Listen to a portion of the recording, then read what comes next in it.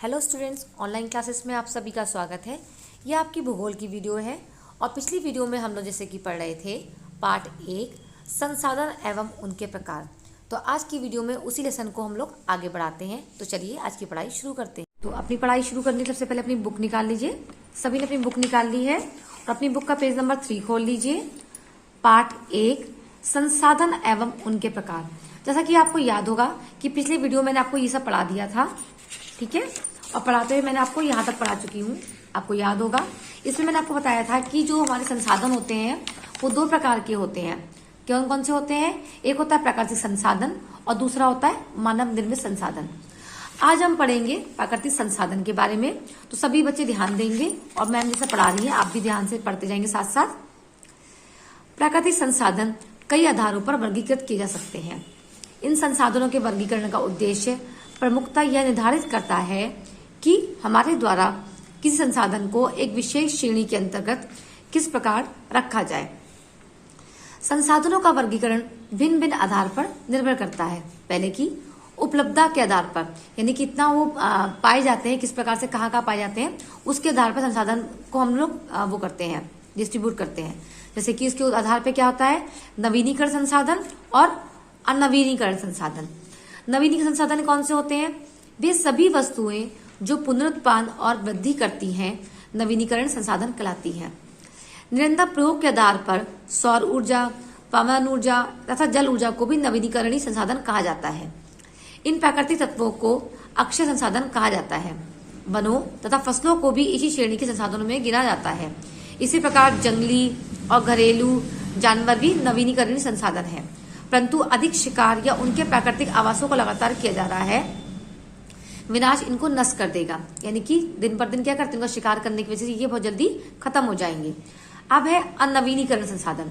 अनवीनीकरण संसाधन वे संसाधन हैं जिनका उपयोग करने के पश्चात हम उन्हें पुनः पहले ही अवस्था में नहीं ला सकते। उदाहरण के लिए खनिज और जीवाश्म ईंधन समाप्त होने वाले संसाधन हैं, क्योंकि उनका आसानी से पुनर्निर्माण नहीं किया जा सकता। इनका निर्माण होने के कई मिलियन वर्ष लग जाते हैं।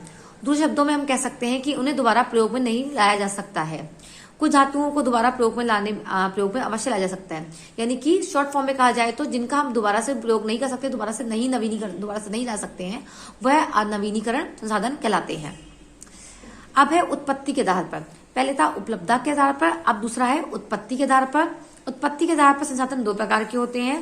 पहला है जैविक संसाधन।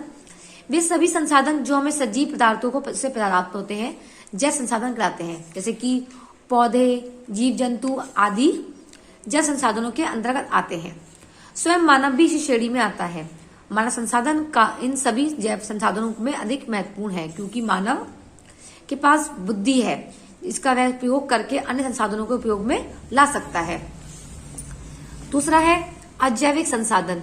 वे संसाधन जो हमें निर्जीव पदार्थों से प्राप्त होते हैं अजैविक संसाधन कहलाते हैं। चट्टानों, खनिज और मृदा अजैविक संसाधन हैं। सभी वस्तुएं जैसे कि सोना, चांदी, तांबा, लोहा आदि भी अजैविक हैं। सामान्यतः यह पृथ्वी के गर्भ में होते हैं। इन्हें मानव द्वारा निकाला जाता है। अजैविक संसाधनों की उपयोगिता उनकी पहुंच और मूल्य पर निर्भर करती है। औद्योगिक विकास इन्हीं संसाधनों पर निर्भर करता है, यानी कितनी ज्यादा ये प्राप्त होते हैं, ये हमारी औद्योगिक के लिए इंडस्ट्रीज में हेल्पफुल रहता है। कि सोना है, चांदी है, इन सबको क्या होता है, इनको निकाला जाता है मानव के द्वारा और फिर इनको बाजार में बेचा जाता है। तो उसके द्वारा क्या प्राप्त होता है, आर्थिक हमारी जो है आर्थिक दृष्टिकोण से हमारे भारत में उसकी वजह से प्रगति होती, विकास होता है। अब है तीसरा पॉइंट उपयोगिता के आधार पर। उपयोगिता के आधार पर संसाधनों का वर्गीकरण इस प्रकार से है। पहला कृषि संसाधन। जो संसाधन हमें कृषि से प्राप्त होते हैं वे कृषि संसाधन कहलाते हैं। ये संसाधन हमें भोजन, कपड़ा और आश्रय उपलब्ध कराते हैं। हमारा देश एक कृषि प्रधान देश है। देश की लगभग 70% जनसंख्या कृषि कार्य में संलग्न है, इसलिए देश में कृषि अत्यंत महत्वपूर्ण संसाधन है। ठीक है, जो कृषि के द्वारा प्राप्त होता है उसे हम कहते हैं कृषि संसाधन। दूसरा है पशु संसाधन। जो संसाधन हमें पशुओं से प्राप्त होते हैं वे पशु संसाधन कहलाते हैं। ये संसाधन हमें मांस, दूध, खाल आदि उपलब्ध कराते हैं। नंबर 3 ऊर्जा संसाधन। मशीनों, यंत्रों और वाहनों को चलित शक्ति और ऊर्जा प्रदान करने वाले संसाधन ऊर्जा संसाधन कहलाते हैं। जैसे कि कोयला, खनिज तेल, जल, विद्युत, परमाणु शक्ति, बायोगैस आदि ऊर्जा के संसाधन हैं। फिर है खनिज संसाधन। जो संसाधन हमें पृथ्वी के गर्भ में खनन से प्राप्त होते हैं वे खनिज संसाधन कहते हैं। खनन मतलब कि वहां खोद कर, यानी कि उनके अंदर माइन बनाई जाती हैं जो उसकी वजह से, जैसे कोयला, तांबा, सोना, लोहा, अयस्क आदि खनिज संसाधनों के उदाहरण हैं।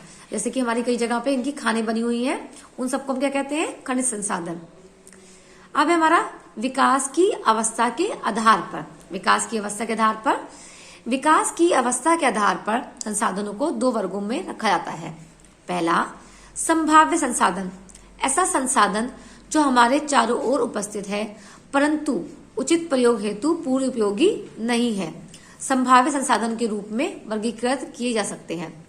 किसी क्षेत्र में संभाव्य संसाधन के विकास का विस्तार मानव प्रयासों एवं आर्थिक विकास की अवस्था पर निर्भर करता है। जैसे कि अफ्रीका में जल संसाधन का विशाल संभाव्य है लेकिन अभी तक उसका पूर्ण दोहन नहीं किया गया है। भारत में नदियों का जल संभाव्य संसाधनों का श्रेष्ठ उदाहरण है। जल संसाधन के पूर्ण दोहन हेतु इसकी संभाव्य एवं उपयोगिता को परिवहन विकल्प के रूप में जल विद्युत उत्पादन हेतु एवं सिंचाई आदि के लिए अध्ययन की जाने की आवश्यकता है। यानी कि जहाँ पे कोई चीज संसाधन मौजूद है उसका हम किस प्रकार से इस्तेमाल कर रहे हैं, कितनी वहाँ पे टेक्निक वगैरह का कितना ज्ञान है, वो चीज पे निर्भर करती है, उसको ये चीज कहलाती है।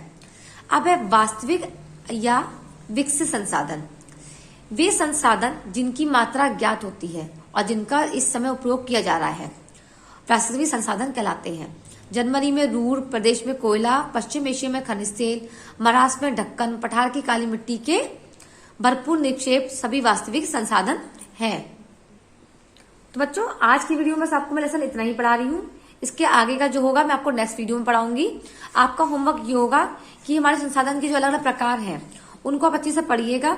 जैसे पहले दिया हुआ नवीनीकरण संसाधन के बारे में देखिए, ये क्या होना है? वृक्ष हमारे नवीनीकरण संसाधन का उदाहरण है। आप इसका डायग्राम बना लेंगे। साथ ही साथ देखिए ये आपको बना रख दिए हुए हैं यहाँ पर किसके हैं? जैविक संसाधन, जो कि पेट्रोल और डीजल हमारे जैसे वो अजैविक संसाधन है। तो ये जैविक संसाधन का पिक्चर और अजैविक संसाधन का पिक्चर, और साथ ही साथ आपके जो ये दे रखे हैं संभाव्य शक्ति वाले जो हैं ये, इन सबको आप डायग्राम बना लेंगे। आप अपनी इंटरलीफ कॉपी, आपको जैसे कि पता है कि आपको कौन सी कॉपी यूज करनी है, वन साइड रूल वाली, एक तरफ प्लेन होगी और एक तरफ लाइन होगी। तो जिस तरफ आपकी प्लेन होगी उसी तरफ आप ये डायग्राम बना लेंगे, और जो भी आगे मैं आपको काम करवाऊंगी, जो क्वेश्चन आंसर जो भी अभ्यास कराऊंगी, वो आपकी जहाँ लाइनिंग है वहां पे आप ही कर लेंगे, लेकिन आपका डायग्राम ये बने होने चाहिए। ठीक है, तो आज की वीडियो में बस इतना ही। हम लोग नेक्स्ट वीडियो में लेसन आगे बढ़ाएंगे। तब तक के लिए बाय बाय।